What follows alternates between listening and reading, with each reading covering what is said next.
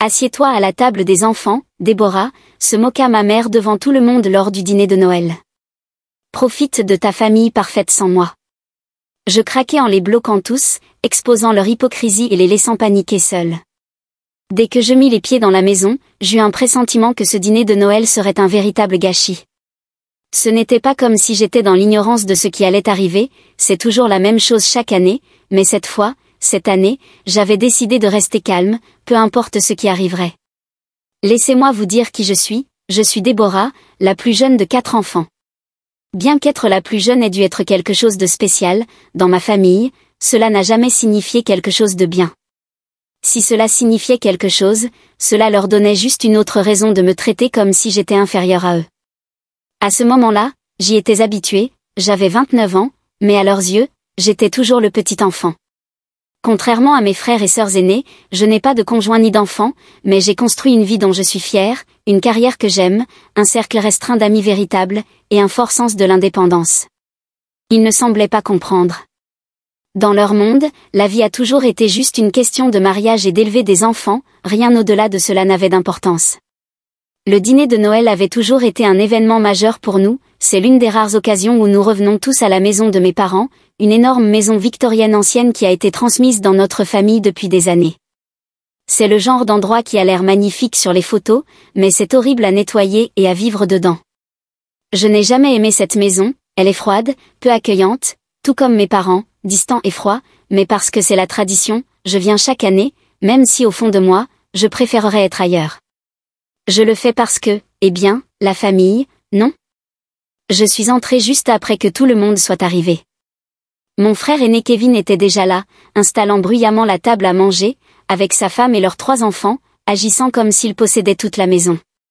Puis il y avait Olivia, ma sœur, arrivant avec son mari et leur nouveau-né, ayant toujours l'air parfaite, toujours en train de jouer un rôle d'une vie parfaite. Mes parents se déplaçaient dans la cuisine, faisant semblant que tout était sous contrôle, mais par un étrange hasard, ils arrivaient toujours à nous faire sentir comme des enfants. Comme toujours, j'essayais de m'infiltrer discrètement, espérant éviter de me retrouver entraînée dans le drame qui allait sûrement arriver. Quand ma mère me remarqua, elle m'adressa ce sourire joyeux factice qu'elle utilisait toujours, celui qui disait que je n'étais pas vraiment la bienvenue ici, mais qu'on me supporterait pour l'instant. « Déborah chérie, dit-elle, me donnant une étreinte rapide qui semblait raide et forcée. Ravie que tu puisses venir, trouve-toi une place. » Avant même que je puisse répondre, j'entendis la voix forte de mon père crier du salon, plein de ce ton autoritaire qu'il utilisait quand il voulait rappeler à tout le monde qu'il était toujours le patron. « Le dîner est presque prêt. Kevin, Olivia, faites asseoir les petits. » Je restai là un instant, me sentant mal à l'aise, ne sachant pas quoi faire. Je voulais dire quelque chose, n'importe quoi, mais c'était Noël et je ne voulais pas causer de problème. C'est alors que ma mère, dans sa manière habituelle sournoise et passive-agressive de donner des leçons, parla à nouveau. « Déborah, pourquoi ne t'assois-tu pas à la table des enfants? Nous avons réservé une jolie petite place pour toi avec les plus jeunes. » Je restais figée sur place, je n'arrivais pas à croire ce que je venais d'entendre. Avec cette voix sucrée, ma mère venait de me dire, à moi, une adulte de 29 ans, de m'asseoir à la table des enfants, la table qu'ils assemblent toujours avec des chaises aléatoires, des assiettes en papier et une décoration à moitié faite. Je jetai un coup d'œil à la salle à manger où la table principale était dressée. La table des adultes était magnifiquement décorée avec de la porcelaine coûteuse, des verres remplis de vin et des bougies qui lui donnaient une lueur élégante. Là, à la tête de la table, il y avait mon père, ayant l'air suffisant et fier, entouré de mes frères et sœurs mariés. Il était évident qu'aucune place n'avait été prévue pour moi. Je me tournai vers ma mère, sentant la colère bouillir juste sous ma peau. Je pouvais sentir le même picotement douloureux que je ressentais toujours quand ils essayaient de me rabaisser et me rappelaient que je n'étais pas assez bien pour eux. Ce n'était pas la première fois qu'ils me faisaient me sentir petite, mais cette fois-ci, c'était différent. Ce n'était pas un commentaire anodin ou un regard passager, c'était délibéré. Ils savaient exactement ce qu'ils faisaient. Je forçai un sourire qui n'atteignait même pas mes yeux. « Bien sûr, maman, merci, dis-je, ma voix tendue mais stable. » Elle me sourit en retour, mais son visage montrait qu'elle ne se souciait pas du tout de savoir comment je me sentais. C'était uniquement pour montrer une belle façade, pour faire en sorte que tout semble parfait aux yeux du monde extérieur. Je doute qu'elle réalise à quel point ça fait mal d'être traitée comme ça. Sans un mot de plus, je me dirigeais vers la table des enfants, chaque pas plus lourd que le précédent. Je savais mieux que d'attendre quelque chose de différent, mais pendant une petite seconde, au fond de moi, j'avais espéré qu'il me verrait enfin comme une adulte. Je me laissais tomber dans une chaise en plastique bon marché, entourée de bambins qui étaient bien plus concentrés sur leur purée de pommes de terre que sur moi. La tension inconfortable qui flottait autour de moi. Mes jeunes cousins étaient plongés dans leur propre bavardage, agissant comme si je n'existais même pas. Je baissais les yeux sur les assiettes devant moi.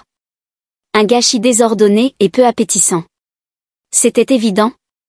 Personne n'avait même essayé de rendre cela agréable à l'œil. Du coin de l'œil, je vis un tout petit faire tomber un morceau de brocoli sur le sol, et je dus lutter contre l'envie soudaine de crier. C'est alors que la réalisation m'assaillit. Ce n'était pas une question de table, ni de tradition de Noël ou d'esprit festif.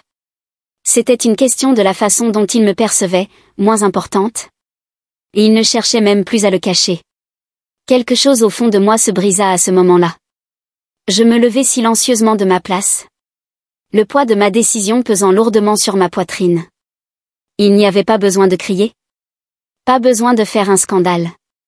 Je pris simplement mon manteau, le passai sur mon épaule, et me dirigeai vers la sortie. Quand j'ouvris la porte d'entrée, la voix de ma mère résonna, presque trop tard. « Déborah, où tu penses aller ?» Elle appela. Son ton rempli de confusion et d'une légère aigreur. Je ne me retournai pas. « Je pars, dis-je d'une voix plate, glaciale comme de la glace. Profite de ton dîner. » La porte se referma derrière moi. Et l'air glacial de l'hiver me frappa le visage. Mais cela m'était égal. Ma voiture était garée un peu plus bas dans la rue. Et je m'y précipitai. Les appels paniqués de mes parents devenaient de plus en plus faibles à chaque pas.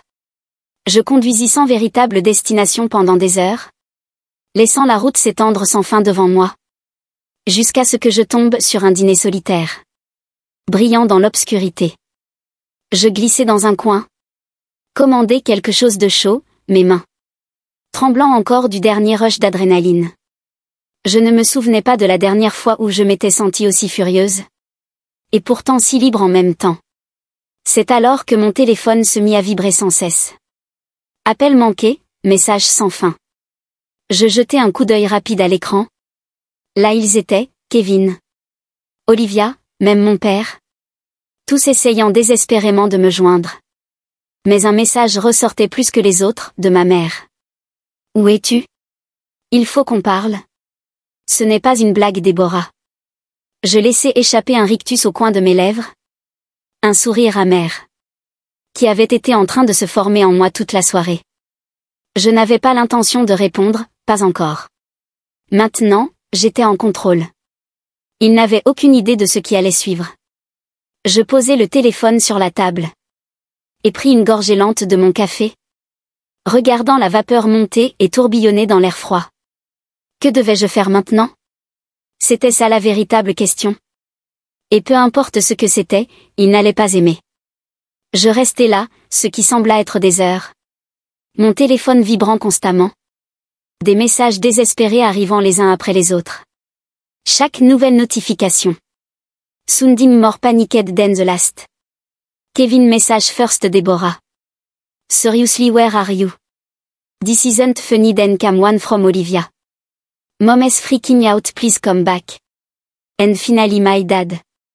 Stop acting like a spoiled child. Come back now he ignored all of them. He didn't owe them anything. They had made their decision. When they treated me like some extra piece of furniture. At their big family gathering. All he had wanted was simple respect. To be seen en adult instead. They shoved me acid dumping me at the kiss table. Like he was still 5 years old. After about an hour he picked up my phone again. To check the growing pile of message. The air around me felt heavy now. Like they were starting to understand. That he wasn't going to just forget everything. And come running back. And then another text popped up from my mom. And it made my stomach churn with anger. Deborah, I don't understand why you're doing this. Your sibling are worried you're ruining Christmas. Don't make this about yourself. You're being selfish. I stared at the message for a long hard minute. Feeling the rage build inside me all over again. Selfish, they had the audacity to call me selfish. When all night had been about them. Their perfect little image. Their expectation, their show. He was just upon in their fake holiday fantasy. And somehow he was still the villain in their eyes. Typical. He didn't even know whether to log or cry anymore. Instead. He calmly pressed the block button on my mom's number. She wasn't going to get me this time. Not again, he pulled in a long breath. Trying to steady my nerve. This wasn't just a sudden outburst. He had took this too carefully. Every single person in that family had wronged me. And tonight he would make sure they understood. Just how badly they had failed me. Hours later, after finishing my meal. And after the rush of anger had dulled. He knew it was time to act. He opened our family group chat. The place where they usually dumped every random complaint or story. He was not surprised to find it full of messages about me. She's being ridiculous, she's acting like a bra. Why is she making such a big fuss? It wasn't even meant that way. She's totally overacting. He scrolled through them slowly. Feeling my hand tighten into fist. Sure, he could have just ignored it. Bulleting its slide would have been the cowardice way. They needed to learn that treating me like trash had real conséquences began typing. At first slow coutume mais bientôt, mes doigts volèrent plus vite à chaque mot. Ce n'était pas juste l'insulte de ce soir, c'était toute une vie de rejet. Vous ne comprenez pas, n'est-ce pas? Aucun de vous n'a jamais compris. Ce n'était pas une question de chaise ou de table, c'était une question d'être traité comme si je n'avais aucune valeur. Toute ma vie, j'avais été importante uniquement quand vous vouliez quelque chose. Je suis la seule que vous ne félicitez pas, parce que je n'ai pas suivi votre scénario, me marier, avoir des enfants, prétendre que tout est parfait. J'ai choisi ma propre voie et j'en suis fière. Peut-être que vous devriez respecter cela. Je fais une pause, fixant l'écran de mon téléphone, ressentant la colère bouillonner sous ma peau. Cette fois, je ne suppliais pas pour de l'amour. Je n'espérais pas qu'ils me voient enfin, je n'étais plus leur projet. Sans hésitation, j'appuyai sur envoyer. La réaction arriva presque instantanément. Mon téléphone explosa, un message après l'autre. Le premier venait de mon père. Deborah, arrête ces bêtises, tu es dramatique, grandis un peu. Olivia suivit, tu ne peux pas partir comme ça et t'attendre à ce que personne ne s'en soucie. Qu'est-ce que tu pensais qu'il allait se passer? Kevin ajouta sa part, on n'a rien fait de mal, Deborah, calme-toi et reviens avant que tu fasses un plus gros gâchis. Chaque mot était comme une claque. Il ne comprenait toujours pas. Il me blâmait toujours, cherchant à me faire passer pour la méchante. Je ne répondis pas, à la place, je fis quelque chose que j'avais envie de faire depuis longtemps. J'ouvris la galerie de photos de mon téléphone et commençai à faire défiler les images. Et là, c'était une photo de Noël d'il y a des années, à l'époque où tout semblait parfait à l'extérieur mais était déjà pourri à l'intérieur. Tout le monde souriait vivement, tout le monde avait l'air tellement heureux, sauf moi. J'étais là aussi, poussé dans un coin, oublié, indésirable, mais je me souviens de la vérité cachée derrière ces sourires faux, les remarques sarcastiques, les insultes chuchotées. Sans hésiter, je téléchargeai cette photo dans le chat de groupe familial. Cette fois, j'ajoutai une légende, santé à la famille parfaite, toujours à rappeler à la cadette où elle appartient. Puis, je éteignis mon téléphone. Je m'assis, laissant le silence profond m'entourer. Je ne me souciais plus de ce qu'ils allaient dire ensuite. Ils m'avaient poussé trop loin et maintenant, ils devaient faire face aux conséquences. Je ne regardais plus mon téléphone pendant des heures. C'était étrange, pas de vibration, pas de message en colère, pas de notification sans fin. Le silence était apaisant, pour une fois. Je n'étais pas celle qui essayait de réparer les choses. Je restais éveillée longtemps dans la nuit, pensant que je savais probablement ce qu'ils disaient derrière des portes fermées. Je savais qu'ils n'avaient pas le courage de me le dire en face. Kevin, en particulier, devait déjà me traiter de dramatique, probablement en chuchotant que je gâchais tout, mais tout ça n'avait plus d'importance. Je n'étais plus leur marionnette et s'ils ne pouvaient pas le supporter, eh bien, c'était leur problème, pas le mien. Finalement, je branchai mon téléphone pour le charger. Prenant une grande inspiration, je le rallumai. Comme prévu, il explosa avec des appels manqués et des messages. Des dizaines d'entre eux, certains étaient furieux, d'autres faisaient semblant d'être désolés, mais sous tout ça, ils portaient tous la même rancœur. Je parcourus chaque message, lisant leurs mots avec une grimace de satisfaction. Ils étaient en train de s'effondrer et je n'avais aucune intention de leur rendre les choses faciles pour les réparer. Le message de ma mère était de loin le plus long. Je ne comprends pas ce qui ne va pas chez toi, Déborah, tu agis comme si c'était notre faute, alors qu'en fait, c'est de toi qu'il s'agit. Tu ne peux pas abandonner ta famille comme ça, tu nous détruis, reviens s'il te plaît. Noël n'est plus pareil sans toi. Ce n'est pas toi, ce n'est pas ce que tu es. Voilà, la culpabilisation, leur mouvement classique pour inverser la faute sur moi.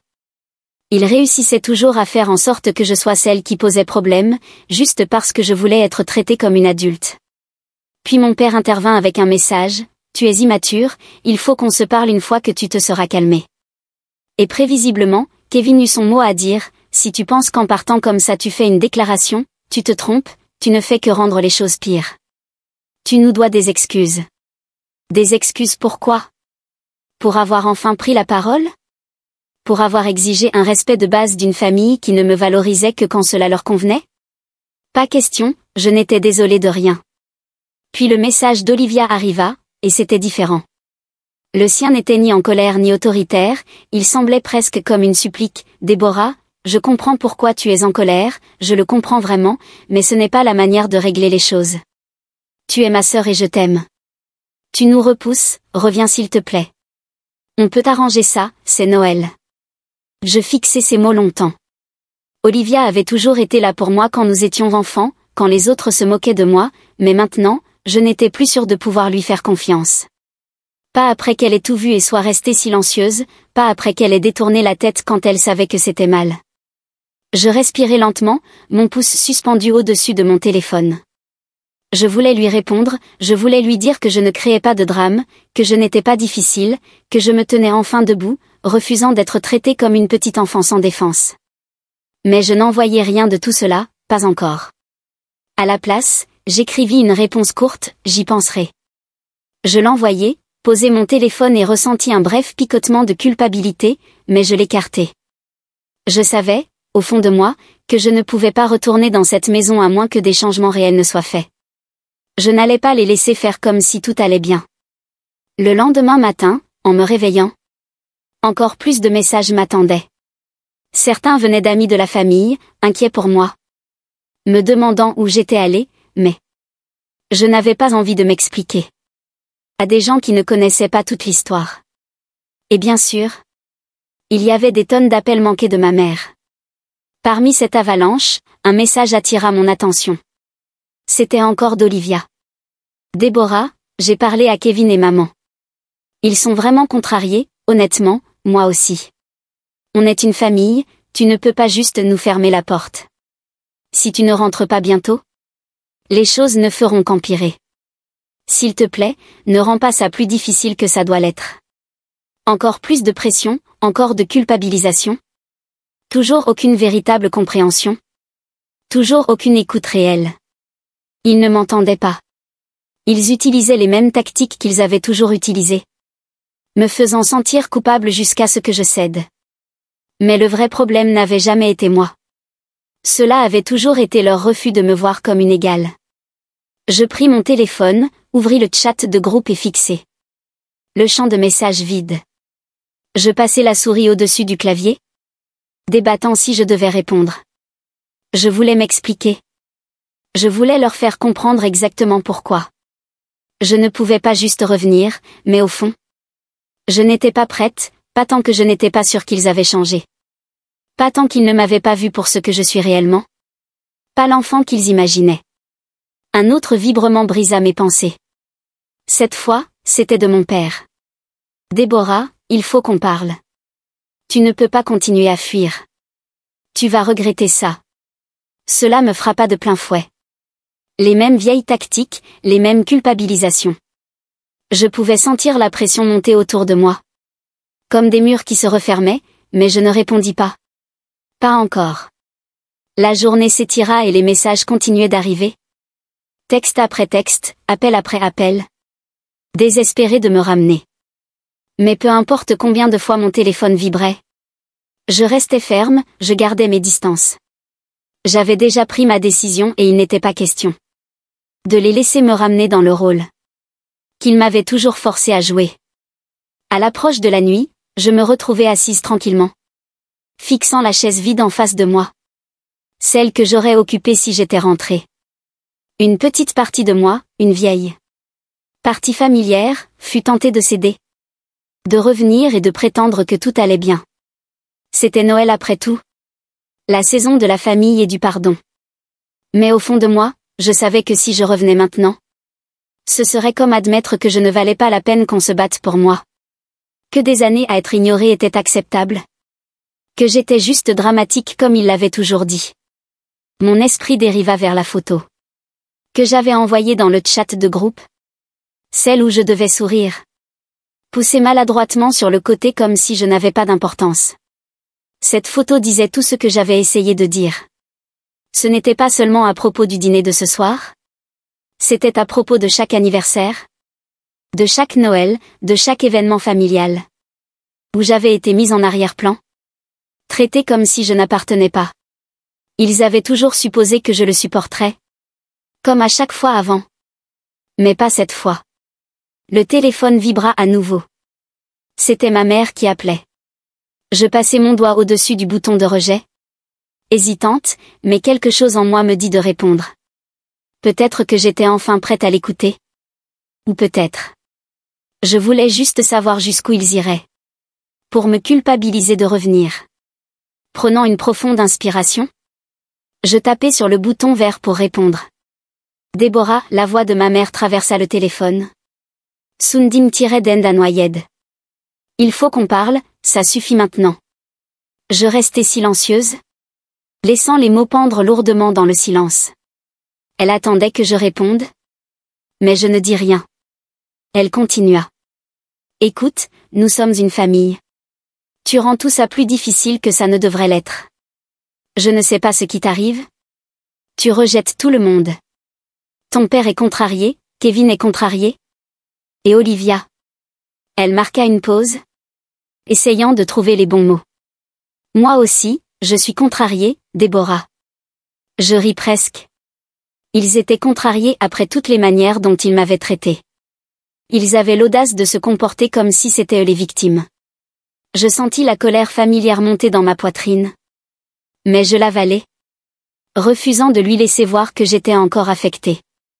Je ne repousse personne, maman, dis-je d'une voix calme. J'en ai juste assez de jouer à votre jeu. Je ne vais pas m'asseoir à la table des enfants.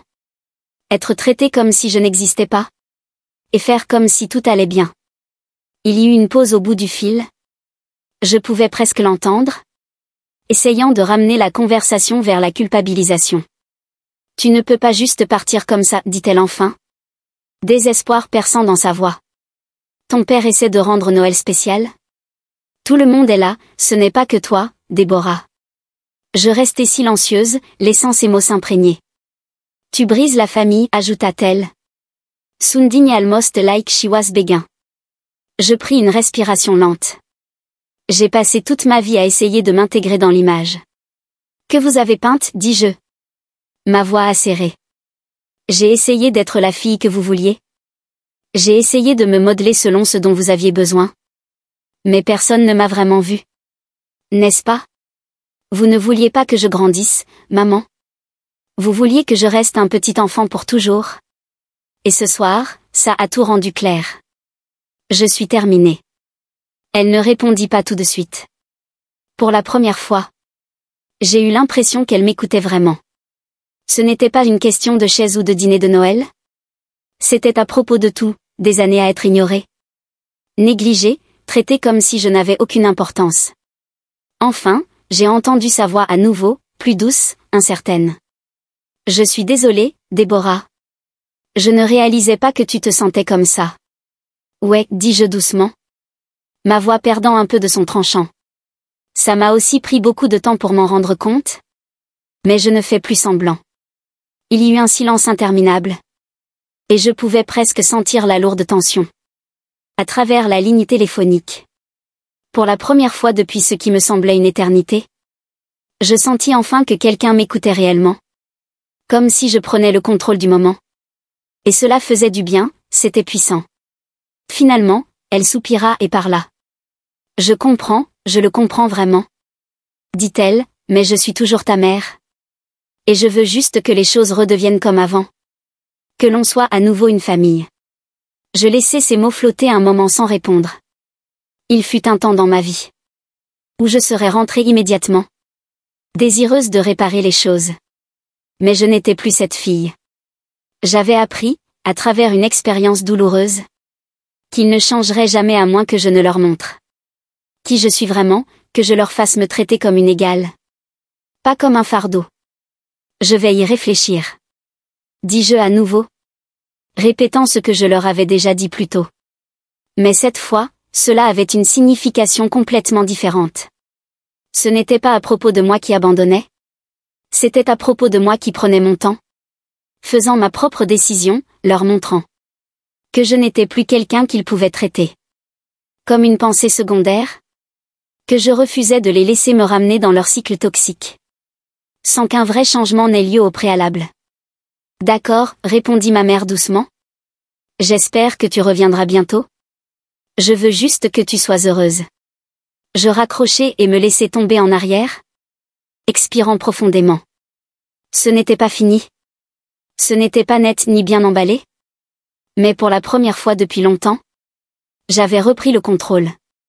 Je ne laisserai plus jamais personne m'écraser. Et peut-être, juste peut-être, ils se rendraient enfin compte de qui je suis vraiment. Je posai mon téléphone et regardai par la fenêtre, observant les flocons de neige tomber doucement dans l'obscurité. Je n'avais aucune idée de ce que l'avenir nous réservait. Mais pour une fois, je me sentais vraiment libre. Quant à Noël, non.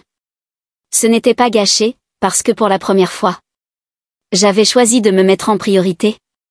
Le reste pouvait attendre. En restant là, écoutant le silence doux de la neige qui tombait dehors, une pensée traversa mon esprit. Avais-je pris la bonne décision? Ou avais-je simplement quitté quelque chose qui aurait pu être réparé?